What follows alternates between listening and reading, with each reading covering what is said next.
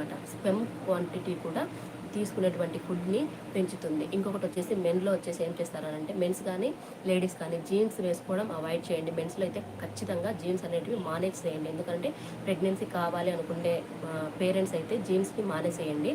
తర్వాత టైట్గా ఉన్నటువంటి డ్రెస్సెస్ వేసుకోవద్దు. ఎందుకంటే హీట్ ప్రొడక్షన్ అనేది ఆ టెస్టిస్ రీజన్లో జరగకూడదు అనమాట. ఒకవేళ అలా ఎప్పుడైతే జరుగుతుందో మీలో ఉన్నటువంటి స్పమ్ క్వాంటిటీ అనేది నాశనం అయిపోతుంది, అంటే డిస్ట్రాయ్ అవుతూ ఉంటుంది అనమాట. దయచేసి గమనించండి. ఇంకొకటి వచ్చేసి మెన్స్లో లేడీస్లో ఇద్దరిలో ఆల్కహాల్ ప్లస్ స్మోకింగ్ రెండింటిని అవాయిడ్ చేయండి. టీ ఆర్ కాఫీ కూడా తగ్గించండి ఆల్మోస్ట్ వరకు.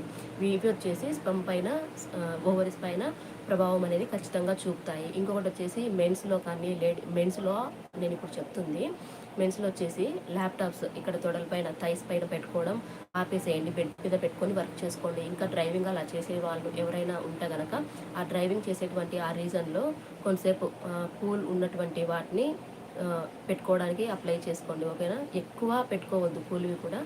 ఇంకొంతమంది సిట్టింగ్ పొజిషన్లో అంటే బ్యాంక్ వర్కింగ్ అలా ఏదన్నా కూర్చొని ఎక్కువ వర్క్ చేస్తుంటారు కదా మెన్స్, అలాంటి వాళ్ళు ఏం చేస్తారంటే హాఫ్ అన్ అవర్కి ఒకసారి అయినా సరే లేచి వాక్ చేసి మరీ వచ్చేస్తూ ఉండండి. ఓకేనా? ఎక్కువ సేపు కూర్చోవద్దు.